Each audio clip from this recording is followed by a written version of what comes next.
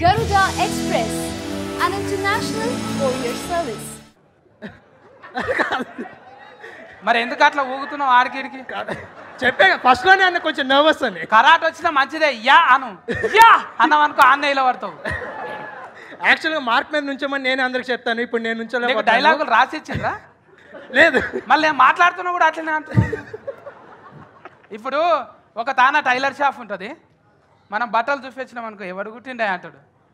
ఒక తాన బార్బర్ షాప్కి పోతాం మనం, ఎవరు చేసిండే కటింగ్ అంటాడు ఇంకోడు.